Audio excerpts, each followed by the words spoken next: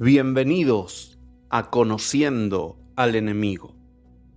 Este material está sacado de los libros El Diccionario del Diablo y Entre Cristo y Satanás del ya fenecido autor Kurt E. Koch.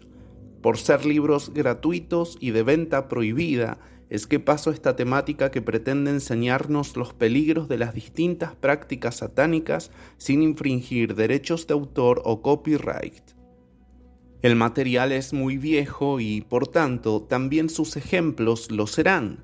Sin embargo, servirán de igual modo al oyente que esté inmiscuido en la guerra espiritual, ya que el modus operandi de los demonios no cambia a pesar del avance tecnológico. Que te sea de bendición.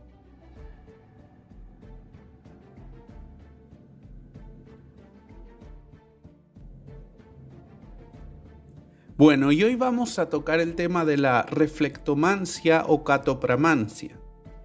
Existen libros de instrucción sobre el ocultismo que tratan de la reflectomancia y de la reflectomagia.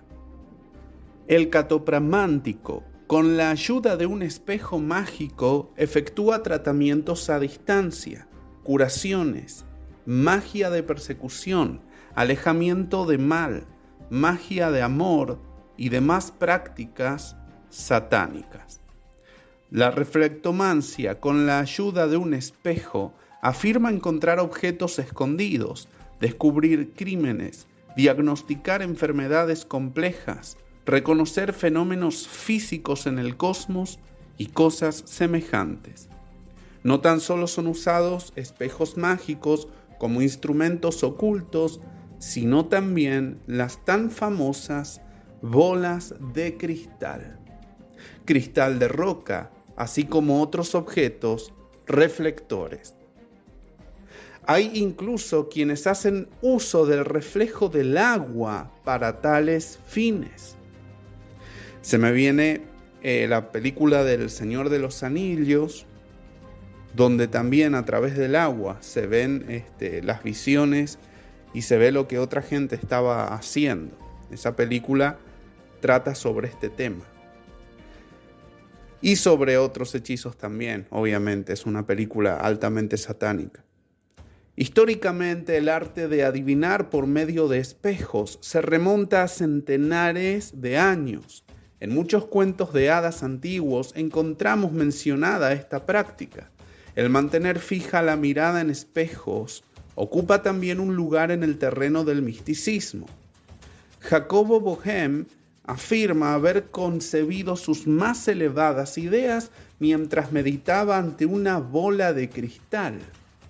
Desde el punto de vista psicológico, la contemplación del cristal puede ser un aliado para la autosugestión o autohipnosis, promoviendo procesos subconscientes.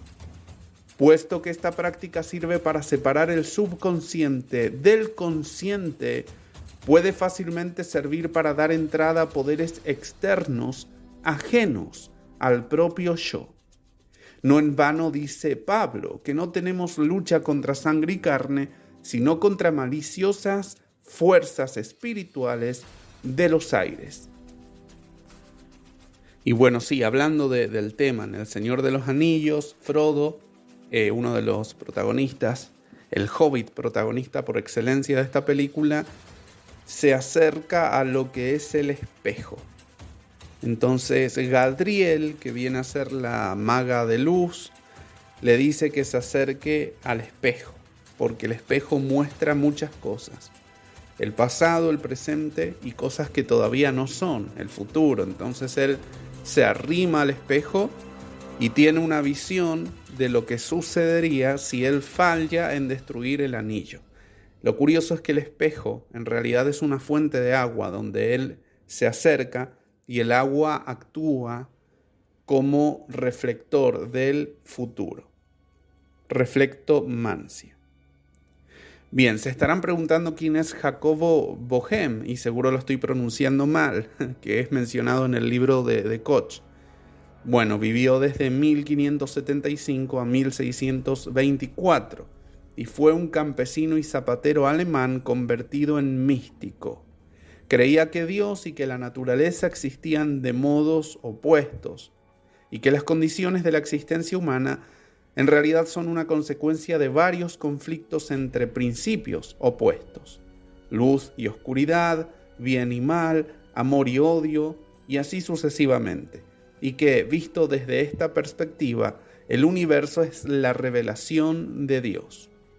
Las doctrinas de este hombre fueron traducidas al inglés en un número de ediciones entre 1645 y 1662, influenciando fuertemente el pensamiento no solo de hombres como William Law, el teólogo y místico inglés, cuya llamada sería una vida devota y sagrada, sembró, según John Wesley, las semillas del metodismo.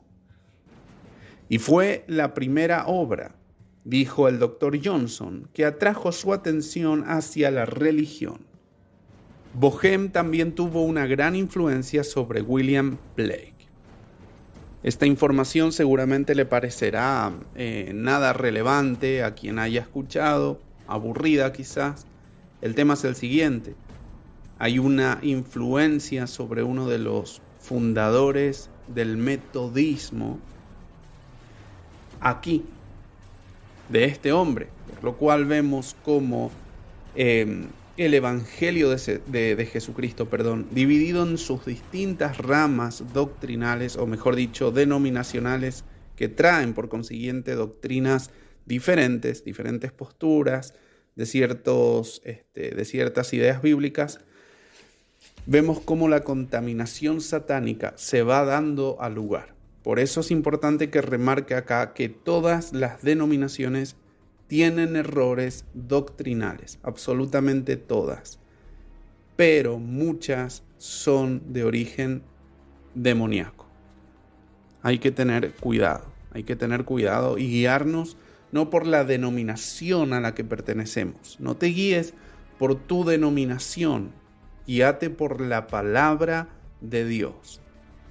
Vas a encontrar que a la luz de la palabra, tu denominación bautista va a tener errores, o si es metodista, o si es adventista, o si es de las asambleas o pentecostal, van a haber errores doctrinales. Y a pesar de que los pastores de las denominaciones muchas veces caen en estos errores porque son propias de la denominación donde pastorean, a pesar de eso, los pastores también deben ser respetados, pero hasta el punto en que no tergiversen la palabra de Dios. Nosotros no podemos someternos ciegamente a los pastores en aquello que no compete a la voluntad del Señor expresada en la Biblia.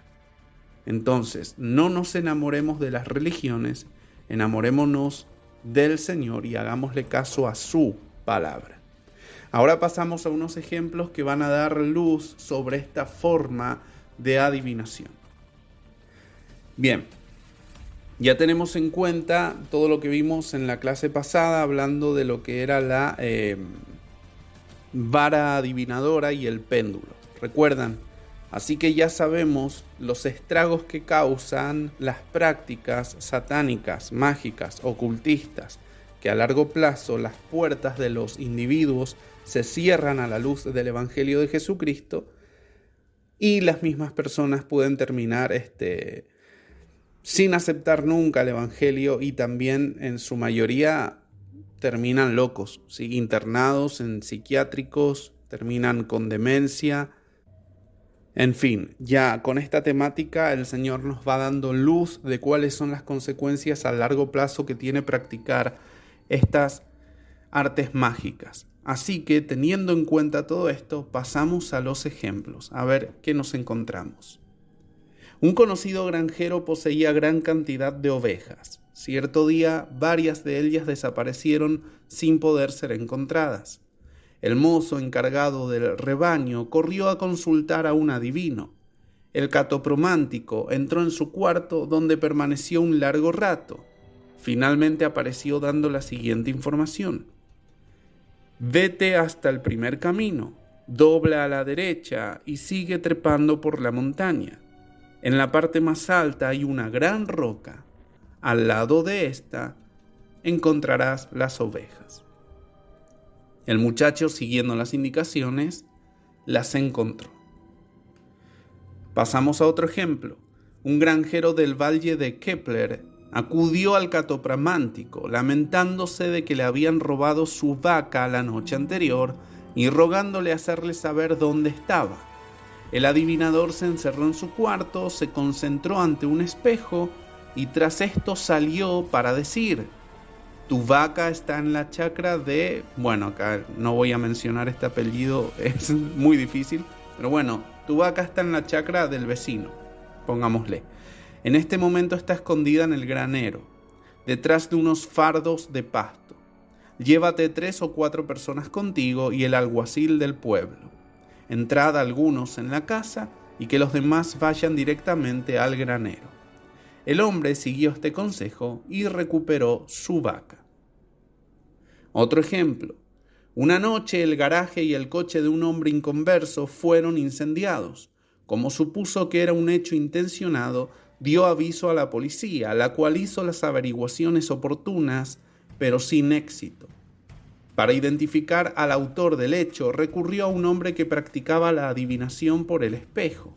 El clarividente se encerró durante 20 minutos en su cuarto. Al salir del recinto semioscuro, levantó su espejo mágico ante los ojos de su cliente diciendo: «Este es el autor». Sobresaltado, el hombre reconoció en el espejo a su antiguo compañero de estudios y exclamó: «Es imposible, somos excelentes amigos».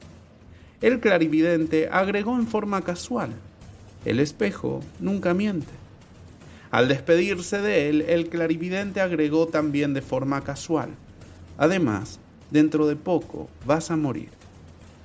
El hombre, completamente aturdido, fue en busca de su ex compañero y mirándole fijamente le inquirió: «¿Tuviste que ver con el incendio de mi casa?».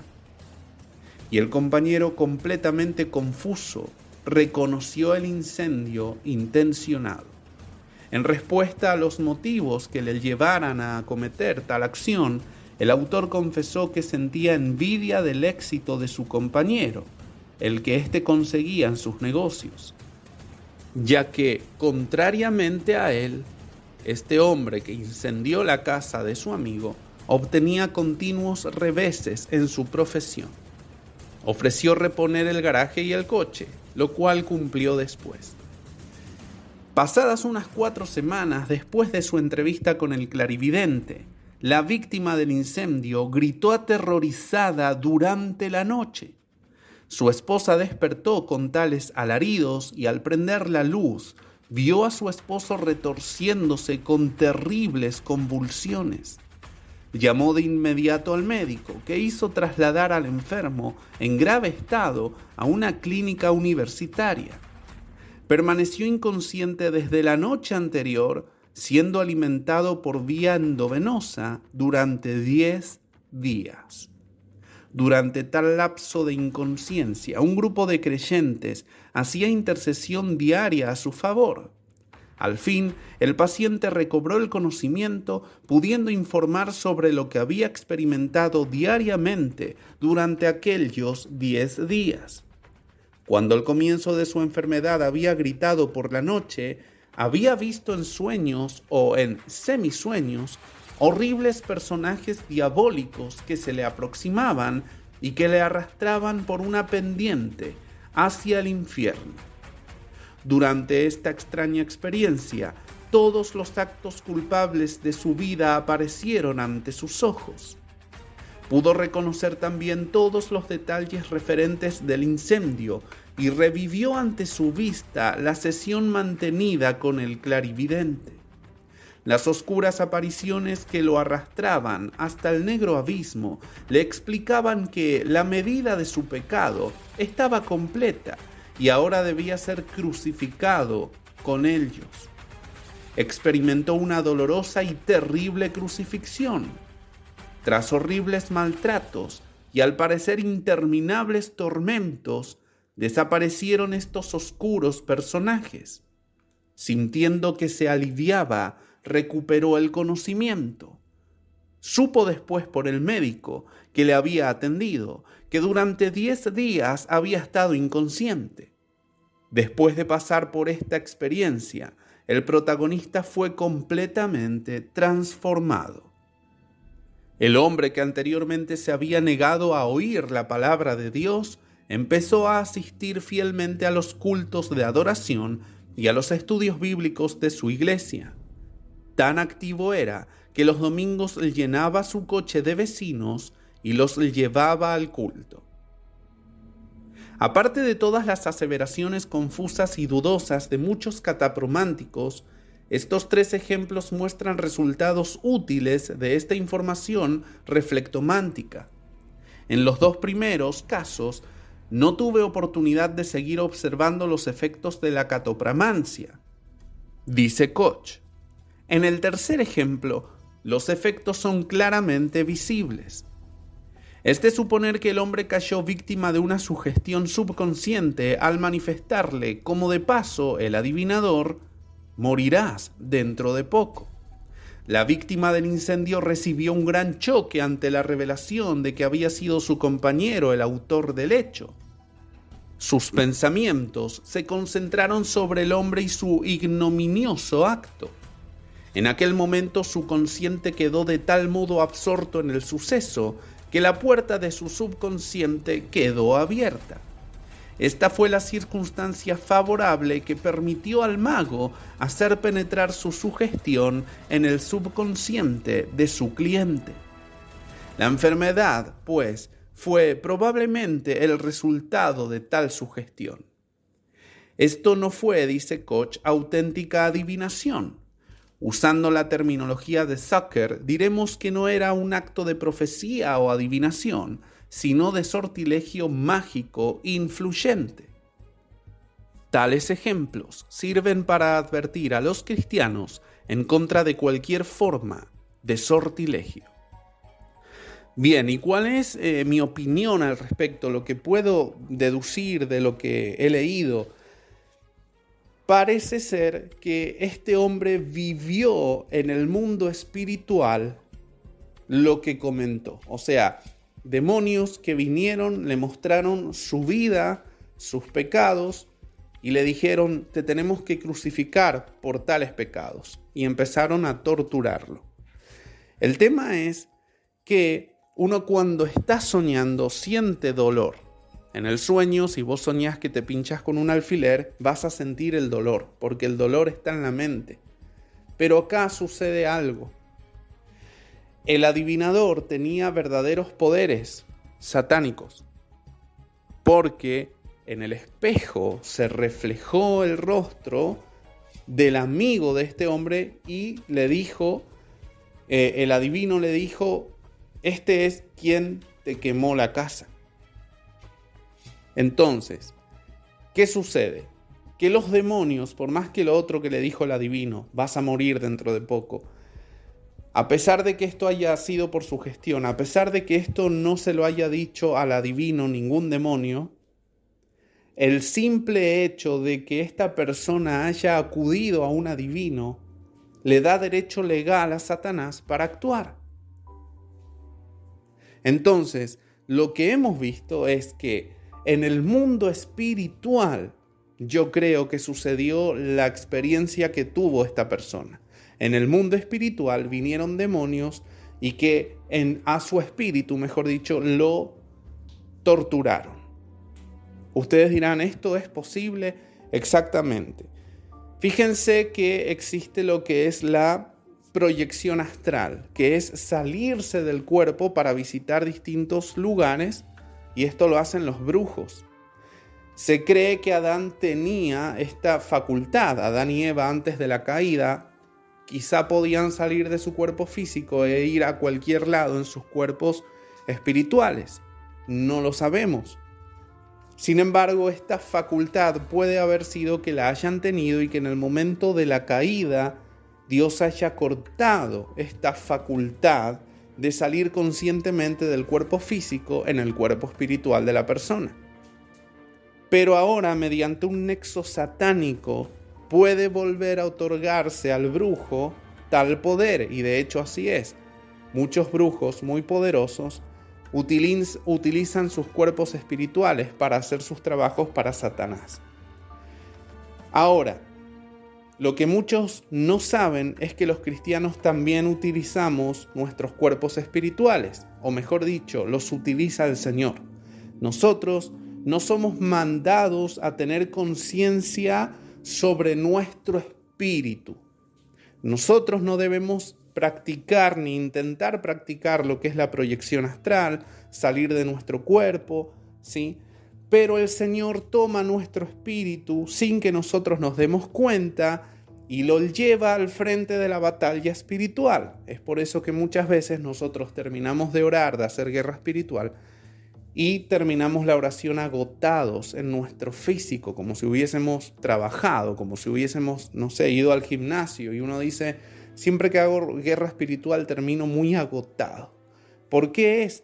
Porque efectivamente mientras vos haces oración con tu mente consciente, Dios toma a tu espíritu sin que vos lo sepas y lo pone a batallar en contra de las fuerzas del enemigo. Ahora, las consecuencias de las heridas que sufre el espíritu humano en las batallas espirituales se ven en lo físico muchas veces.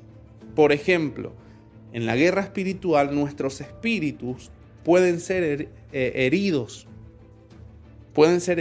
en batalla espiritual. Por eso hay personas que después de periodos de guerra espiritual a veces caen enfermos, porque las heridas del espíritu afectan al cuerpo físico de la persona.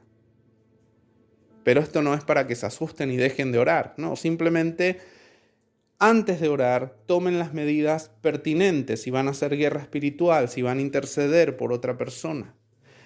Vamos a tocar más adelante los peligros que hay en la intercesión sin la debida protección y van a quedar asombrados, hermanos, los que no sepan mucho de este tema, porque no se ora ni se va a la guerra espiritual en oración de cualquier manera.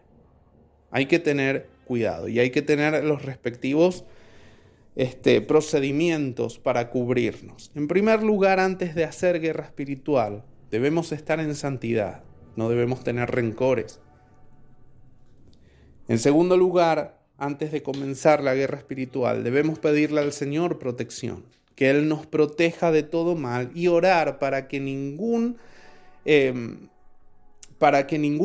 represalia satánica venga a hacernos daño a nosotros, ni a nuestras familias, ni a nuestro hogar, ni a nuestro trabajo, a todo lo que tenga que ver con nuestra vida por parte de Satanás, al nosotros orar por otra persona y hacer guerra espiritual. Porque muchas veces podemos orar por un determinado país, una determinada zona, por determinadas personas que realmente están endemoniadas, y nosotros podemos sufrir las consecuencias. Ya vamos a hablar de esto más adelante para no quemar temática, obviamente. Pero lo que nosotros tenemos que saber es que al momento de ir en guerra espiritual le tenemos que pedir al Señor que nos proteja. Y todos los días tomar la armadura de Dios, que para sorpresa de alguno quizás que desconoce esto, va literalmente tal armadura en el espíritu de una persona. La armadura de Dios es el yelmo de la salvación, la coraza de justicia, el apresto del evangelio de la paz, ceñirse los lomos con el cinturón de la verdad, tomar el escudo de la fe y la espada del Espíritu, que es la palabra de Dios. Nos vamos a la Biblia. Efesios 6, versículo 10 en adelante, dice Pablo: por lo demás, hermanos míos, fortaleceos en el Señor y en el poder de su fuerza. Vestíos de toda la armadura de Dios. Fíjense que es un mandamiento. Vestíos. No es algo metafórico. Vestíos de toda la armadura de Dios. Y fíjense que es importante vestirse de la armadura espiritual. Ahora les voy a enseñar cómo se hace. Tiene su efecto en nuestro vivir cotidiano.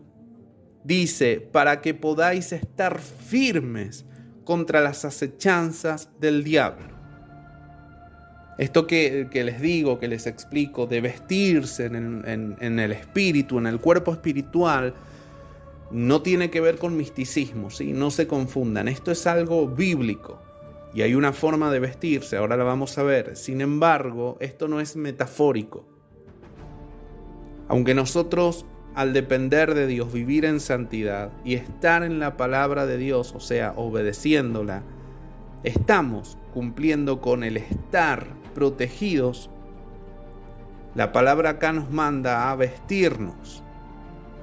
Y alguien puede decir, ya tan solo con obedecer la voluntad de Dios ya nos estamos vistiendo de la armadura de Dios. Bueno, sigamos leyendo porque vamos a ver que por algo Pablo aclara cuáles son las partes de tal armadura. Dice, para que podáis estar firmes contra las acechanzas del diablo. Versículo 12, porque no tenemos lucha contra sangre y carne, sino contra principados, potestades, gobernadores de las tinieblas de este siglo, contra huestes espirituales de maldad en las regiones celestes. Dice, por tanto, tomad toda la armadura de Dios para que podáis resistir en el día malo y habiendo acabado todo, estar firmes. Entonces, ya vemos que no es solamente para cuando vayamos a hacer guerra espiritual. Todos los días, al despertar y hacer nuestra oración, que espero que todos hagan matutina, tienen que vestirse con la armadura de Dios. Y dice, estad pues firmes. Hay que estar firmes. ¿Sí? La actitud de un cristiano tiene que ser la de disponerse a vivir en piedad, en santidad, estar firmes.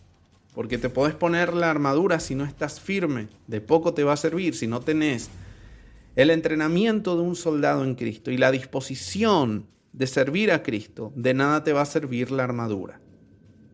A un soldado se le pueden dar las armas y la armadura. Sin embargo, si tal soldado en ese día no quiere ejercer su rol, de poco le va a servir su armadura. Entonces dice, estad pues firmes. Una vez firmes, dispuestos a batallar y a terminar el día en victoria espiritual. Dice, ceñidos vuestros lomos con la verdad y vestidos con la coraza de justicia y calzados los pies con el apresto del evangelio de la paz. Sobre todo, tomad el escudo de la fe con que podáis apagar todos los dardos de fuego del maligno y tomad el yelmo de la salvación y la espada del Espíritu que es la palabra de Dios. Vamos a ver la armadura antes de continuar.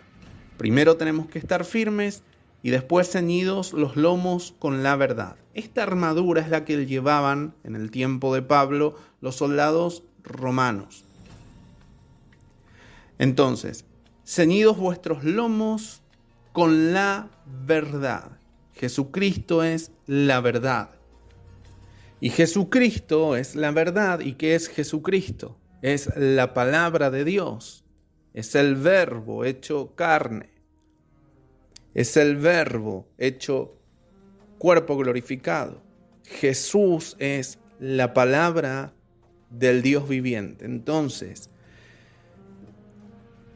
el cinturón que llevaban los soldados en la época de Pablo era bastante ancho y servía para mantener la túnica interior en su lugar, a la vez que también protegía y daba soporte al cuerpo. ¿Sí? Era como una faja que cubría todos los lomos, o sea, ceñía como un cinturón pero muy ancho todo lo que eran los lomos, las espaldas y también el torso del soldado. Bien, la verdad es Jesucristo. Es lo primero que el soldado debía vestir antes de colocarse las otras partes de la armadura y tomar la espada y el escudo. Y fíjense que de nada sirve una parte de la armadura sin la otra. todos los días tenemos que vestirnos con la armadura de Dios entera. ¿Sí? No podemos hoy tomar el escudo y no tomar el yelmo de la salvación. La armadura tiene que estar entera. Si la armadura no está entera, el soldado no estaba apropiadamente vestido para la ocasión, para la guerra, por lo cual no sé cómo sería el castigo, pero bueno, es insubordinación. Obviamente iba a ser castigado, ejecutado. En la vida espiritual del creyente es lo mismo. Si vos no tenés la armadura completa cada día, vas a ser perjudicado y podés también morir en la batalla espiritual. Podés alejarte de la fe para siempre en un día. Fíjate que las acechanzas del enemigo son el objetivo de la armadura. ¿Para qué es la armadura? Para que al haber acabado todo el día malo, dice Pablo aquí, permanezcamos firmes. En un día Satanás te puede matar tu fe. Entonces, lo primero que va para que después siga todo el resto de la armadura es Jesucristo. Vestirse los lomos con el cinturón de la verdad. Debemos, para conocer la verdad, conocer la palabra de Dios. No hay alternativa. Debemos vivir en la palabra de Dios. Por eso es tan importante también conocer sana doctrina. Porque si no conoces sana doctrina, tus lomos no van a estar ceñidos con la verdad, sino con mentiras. Y por ende, no vas a tener tu armadura completa. Después sigue la coraza de justicia. La coraza iba enganchada al cinturón y protegía órganos vitales. Una herida en el pecho puede ser mortal y por eso el soldado debía cubrir bien su pecho. Nosotros debemos vestirnos con la justicia de Dios que tenemos a través del justificador, Jesús. ¿Y cómo somos justificados nosotros? Según Romanos 5, versículos 1 al 3, somos justificados por la fe. La batalla contra tentaciones y el pecado no la ganamos por nuestra propia justicia. La ganamos en Jesucristo. Fijémonos entonces que todo lo que es la armadura de Dios se corresponde con la persona de Jesucristo. Los lomos de la verdad, ceñidos con la verdad, y ahora la coraza de justicia. Lamentablemente por poner un ejemplo, los judaizantes que quieren hacer su propia justicia justamente para ser justificados por las obras de la ley, de la Torá y lo que ya hemos tocado de guardar Shabbat, guardar nombres en hebreo y hasta algunas fiestas que son judías, en fin, ellos no están en realidad con la coraza de justicia. Esa parte espiritualmente la tienen desnuda, porque nuestro justificador es Jesucristo. Pasemos a la tercera parte de la armadura. Calzados con el apresto del Evangelio de la paz, o como dice otra traducción, con la disposición de proclamar el Evangelio de la paz. Los pies necesitan estar protegidos para avanzar en la batalla. ¿Sí? Bien. Fijémonos que el Evangelio es Jesucristo. No hay Evangelio sin Jesucristo. Y no podemos llegar a Jesucristo sin el Evangelio, sin conocer el Evangelio. A Dios le agradó que el hombre se salve por la locura de la predicación. ¿Pero qué se predica? El Evangelio. ¿De quién es el Evangelio? De Jesucristo. El Evangelio, las buenas nuevas de salvación, que se comprenden con la explicación de cómo Jesús vino a morir por nosotros y resucitó para vencer el pecado y la condenación sobre nosotros. Entonces, ese es el Evangelio, esa es la explicación. Lo próximo es creer en el Evangelio para vivir en el Evangelio. Entonces, ¿por qué los pies tienen que estar con el calzado del Evangelio? ¿Recuerdan el pasaje ese que dice: cuán hermosos son los pies de los que anuncian la paz? Nosotros proclamamos el Evangelio de la paz de Jesucristo. Nuestros pies, si hacemos esto, ante los ojos de Dios, son hermosos. Donde nosotros pisemos, estamos plantando estandartes de que hay un Hijo de Dios en el lugar y que todo el ambiente, por causa de la unción del Espíritu, va a ser contagiado. Va a ser, se me fue la palabra, afectado, ahí está, por nuestra sola presencia. Donde hay un Hijo de Dios, está el Señor. Donde hay un Hijo de Dios, el ambiente tiene que cambiar para bien. Donde hay un Hijo de Dios, tiene que haber manifestación del poder del Evangelio de Dios. Nosotros, entonces, no tenemos pies hermosos ante Dios, a menos que estén calzados con el Evangelio de la paz. Fíjense qué hermoso. Después sigue el escudo de la fe. Además de todo esto, tomen el escudo de la fe con el cual puedan apagar todas las flechas de fuego del maligno o encendidas.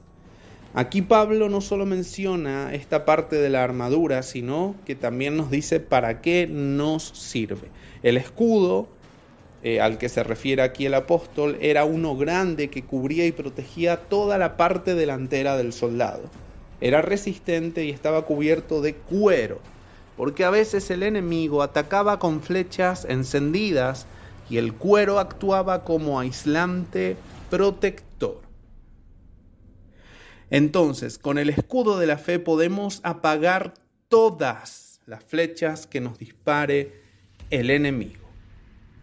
Ahora, ¿por qué la fe? Fíjense que Jesús increpaba a sus discípulos a tener fe y los reprendía, se enojaba cuando estos eran carentes de fe. Porque nosotros sin fe, como dice la Escritura, no podemos agradar a Dios. Cuando nosotros tenemos la fe en el Señor, la fe de Él, lo que el enemigo nos haga no nos va a afectar. Porque la fe es la que nos va a mantener en pie. La fe es aquella que nos va a permitir seguir adelante a pesar de todos los ataques que nos lance el enemigo. La fe en el Señor nos va a dar la esperanza de que Él, tarde o temprano, se va a hacer cargo del asunto. Y que si el Señor así no se hiciera cargo y nos deja llegar hasta el suplicio final, nuestra fe es la que nos va a mantener salvados. Si nosotros perdemos la fe, lo perdemos todo. Por lo cual, la fe es el escudo para nuestra vida en Cristo Jesús. ¿Y cómo viene la fe? La fe viene por el oír y el oír palabra de Dios. ¿Cuál es la palabra de Dios? Jesucristo. Por lo tanto, sin Jesucristo no tenemos escudo de la fe.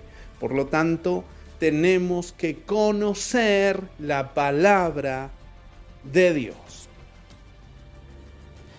Nos tenemos que vestir, podríamos decir, de Jesucristo, porque toda la armadura de Dios se basa en Jesucristo.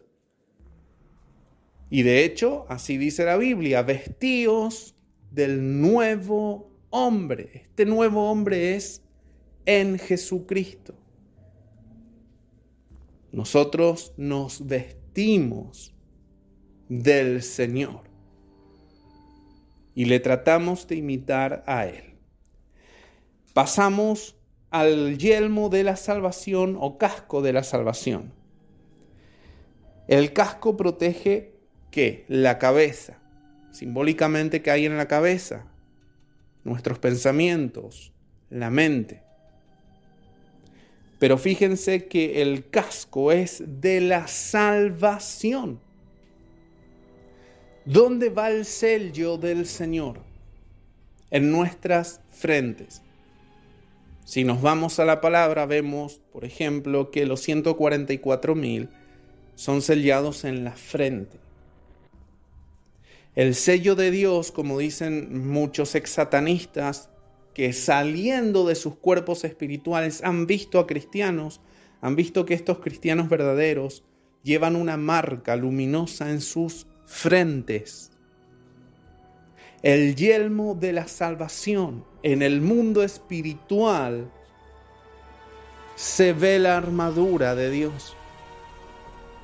El yelmo de la salvación, las frentes de los escogidos selladas por el Señor. Obviamente, Satanás siempre va a atacar a la cabeza. El mejor disparo es uno que se hace a la cabeza o al corazón en la guerra. Sin embargo, en la mente es donde Satanás siempre va a sembrar las dudas, siempre va a sembrar los malos deseos, porque la mente se corresponde con el alma. Y el alma siempre es la tentada a obedecer a la carne y a someterse a la carne. Mas, si nosotros vivimos el evangelio de salvación, entonces nosotros no obedecemos a la mente, sino al espíritu nuestro. Y si este espíritu está en sintonía con la voluntad de Dios, podemos someter al alma y pasar a ser espirituales, hombres espirituales. Les invito a leer el libro de Watchman Nee, El hombre espiritual, o pueden encontrar parte de esta temática, porque aún no la he terminado, es un libro muy largo, en mi canal de YouTube, o pueden encontrar el libro terminado en audiolibro en otros canales de YouTube, donde se encontrará el libro completo. Pero es un libro fascinante, donde explica que nosotros somos almas vivientes, como dice la palabra, y cómo es que el alma o se inclina hacia la carne para llevarte a ser alguien carnal, o se inclina hacia el espíritu para llevarte a ser alguien espiritual, un hombre espiritual. De ahí el nombre del libro, el hombre espiritual, en contraposición al hombre mundano o carnal. Entonces, ya tenemos el yelmo de la salvación. ¿Quién es nuestro Salvador? Jesucristo. Entonces, nuestra mente debe abundar de palabra de Dios, y la obra del Espíritu Santo debe ser a través de la palabra en nuestro espíritu. Nosotros no filosofamos con la palabra, meditamos en ella, pero la obra la hace la revelación del Espíritu Santo, no a nuestra alma, no a nuestra mente, a nuestro intelecto, sino a nuestro espíritu, el lugar donde solamente Dios puede actuar, y también los demonios, dependiendo a qué Señor sirvamos. Por lo tanto, este es el yelmo de la salvación que va en nuestra cabeza. Bien, después sigue la espada del Espíritu. ¿Y cuál es la espada del Espíritu? Jesucristo, la palabra de Dios. Nosotros atacamos al enemigo con el Señor. Nosotros atacamos al enemigo con la palabra de Dios. Fíjense qué pasa si no la conocemos. Bien, debemos conocer la palabra, porque una sola palabra de Dios usada por guía del Espíritu Santo es como un proyectil dirigido al lugar correcto y mortal. Si nosotros somos atacados por Satanás, no podemos ir con lindas frases filosóficas. Sí, no podemos No podemos, si Satanás nos tienta o tenemos en la carne esa tentación a ser perezosos, decir al que madruga Dios lo ayuda. Lo podemos decir. Pero eso a Satanás no le va a causar estragos. Más si nosotros vamos con palabra de Dios que hable en contra de lo que es la pereza, eso a nosotros nos va a levantar. Porque un refrán te lleva a que vos con tu mente analices y hagas tu propio esfuerzo para levantarte de la cama y hacer lo que tengas que hacer. Hoy lo vas a lograr, mañana lo vas a lograr, puede que lo logres toda tu vida, pero va a ser un esfuerzo de tu mente que se va a corresponder a vos. Más, si vos usas un versículo bíblico que hable en contra de la pereza, le estás dando lugar al Espíritu Santo a que actúe en tu espíritu, por lo cual no solo la carga te va a ser más liviana, muchísimo más liviana que si lo hicieras vos con tu propia fuerza, sino que además el enemigo va a terminar huyendo ante los espadazos que le des con la palabra de Dios. Y así podés hacer con toda tentación que el enemigo lleve a tu vida, la repelés a espadazos limpios de la palabra de Dios.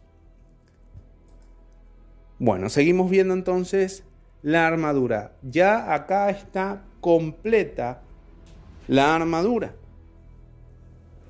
Pero sigue diciendo el apóstol, versículo 18 de Efesios 6, orando en todo tiempo con toda oración.